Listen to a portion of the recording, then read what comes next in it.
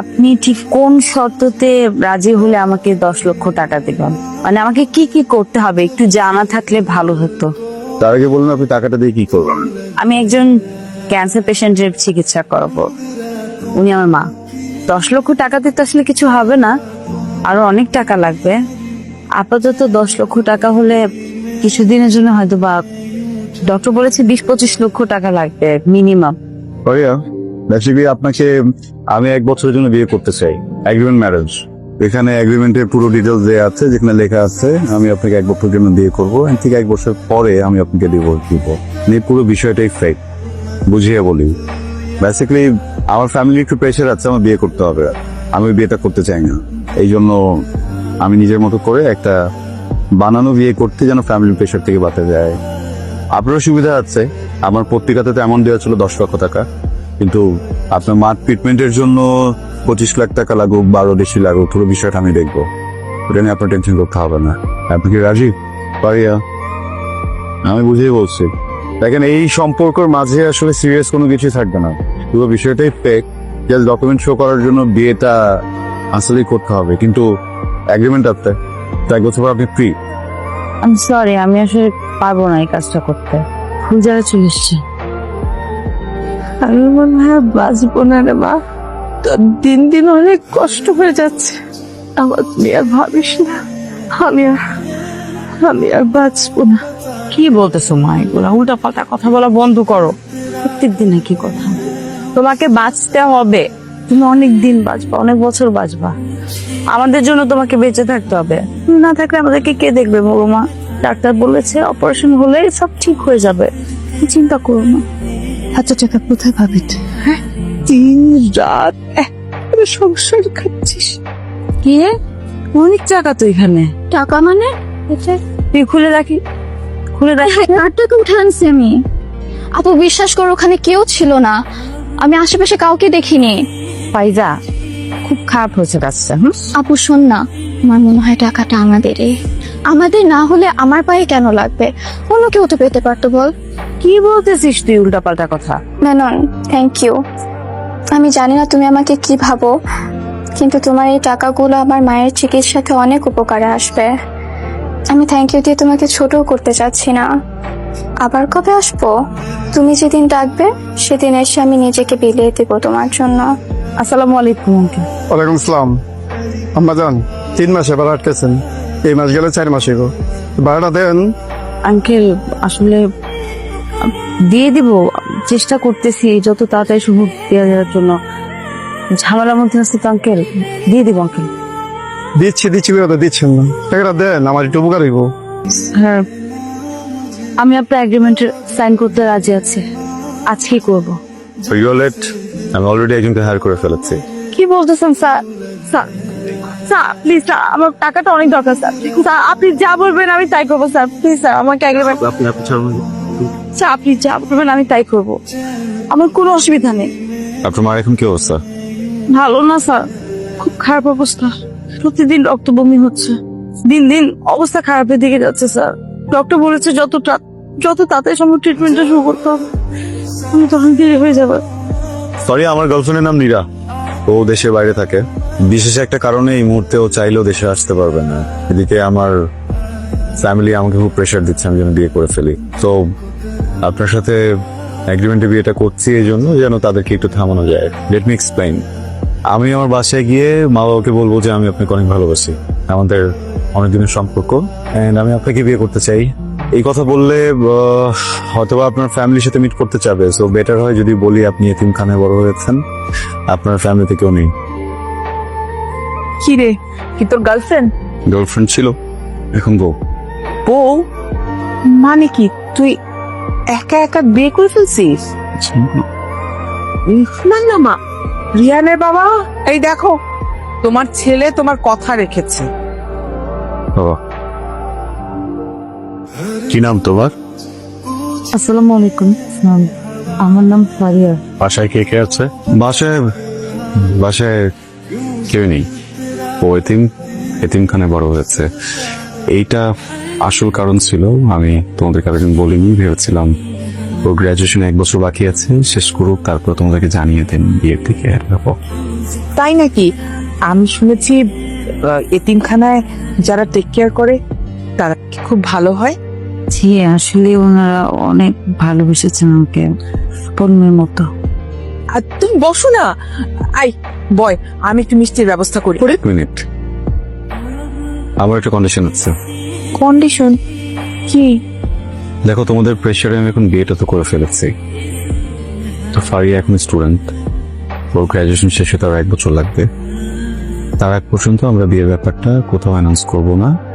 1 বছর পরে তোমাদের মন মতো করে ধুমধাম করে অ্যারেঞ্জমেন্ট করো, ঠিক আছে? আচ্ছা, সেসব পরে দেখা যাবে।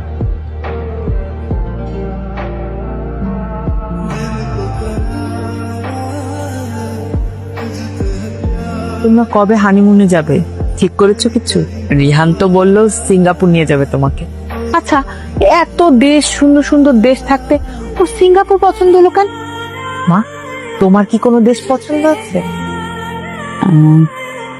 না না মা, ওরকম কিছু নাই। ও যেখানে যেতে চাইবে। তুমি তোমার বন্ধুকে বলে রেহানের 1 মাসের ছুটির ব্যবস্থা করে দাও।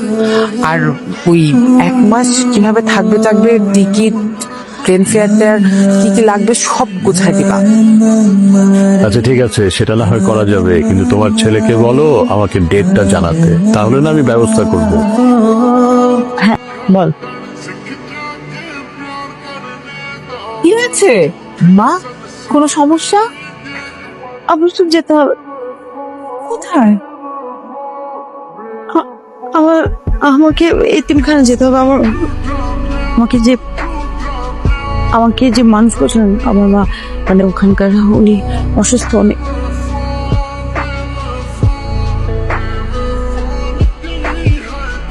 আমি খুবই সরি, এমন একটা সিচুয়েশনে কি বলে সিম্প্যাথি দেওয়া উচিত আমার জানা নেই। আমার ভেতরে একটা গিল্ট কাজ করে। আমার মনে হয় তুমি যদি আমার কথায় এই বাড়িতে না থাকতে, সেদিন তো আন্টির পাশে। I am sorry. না না, আপনি সরি বলবেন না, সরি ফিলও করবেন না। আপনার তো কোনো দোষ নেই। আমাদের ভাগ্যে ছিল মাকে এখনই হারাবো, আমাদেরকে রেখে চলে যাবেন। চলে গেছে, আপনার এখানে কোনো দোষ নেই। তারপর আমার মায়ের মনটা কি খুব বেশি খারাপ? আমি জানি, আমি বললেই কি আর না বললেই কি, মনটা একটু খারাপ। আপন মানুষ চলে গেলে সেই জায়গাটা পূরণ হয় না, সেটা পূরণ হওয়ারও না।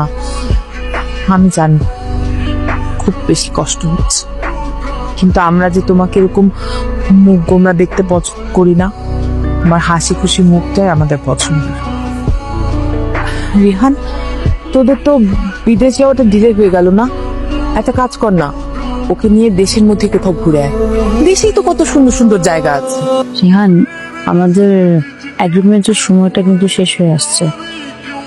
আমার মনে হয় এখন বাবা মায়ের সামনে আমাদের ঝগড়াটা শুরু করে দেওয়া উচিত, যেমনটা কথা হয়েছিল। ও আরেকটা কথা, অবশ্য আমার আগেই দেওয়ার কথা ছিল, কিন্তু সামহাও দেয়া হয়নি। এগুলো কি? আপনার টাকা। টাকাগুলো তো আপনার। যার জন্য টাকাগুলো নিয়েছিলাম সে মানুষটাই তো আর নেই। আমি যাতে কি করবো বলুন? আপনার ছোট বোনটা স্কলারশিপ পেয়েছে না, এটা ওর কাজে লাগবে। Please keep. আমি আমার নিজের এবং আমার বোনের খেয়াল রাখতে যথেষ্ট পারবো আমি। তারপর আপনাকে ধন্যবাদ। একটা প্রশ্ন করবো ফারিয়া, আমি মানুষ হিসেবে কেমন? হঠাৎ এই প্রশ্ন? সহজ প্রশ্ন।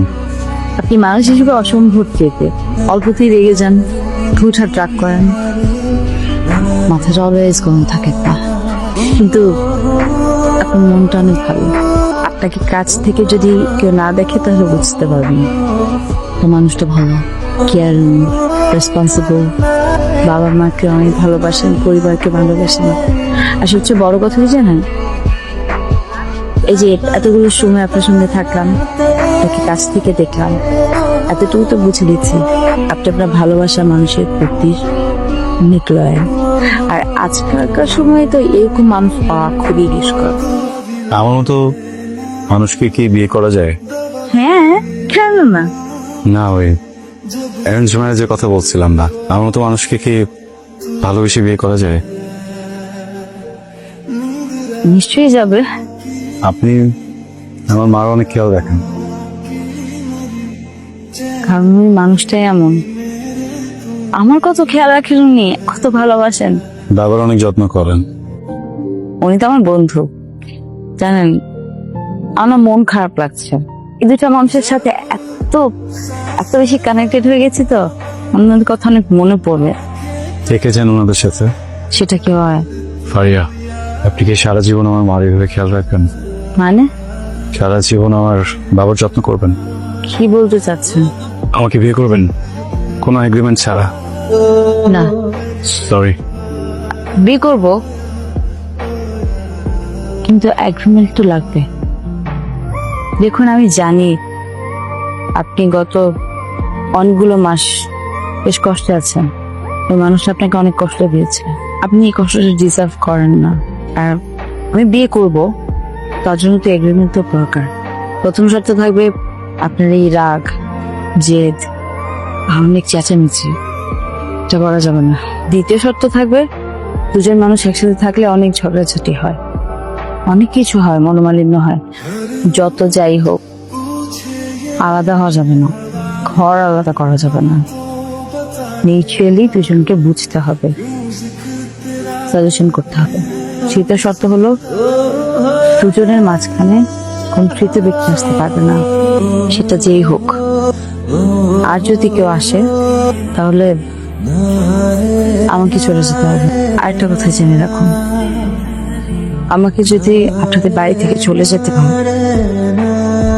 আমার কিন্তু কোথাও যাওয়ার জায়গা থাকবে না। কখনো যদি এমন কোনো পরিস্থিতি আসে যার কারণে চলে যেতে হবে, দুজনে একসাথে চলে যাবো।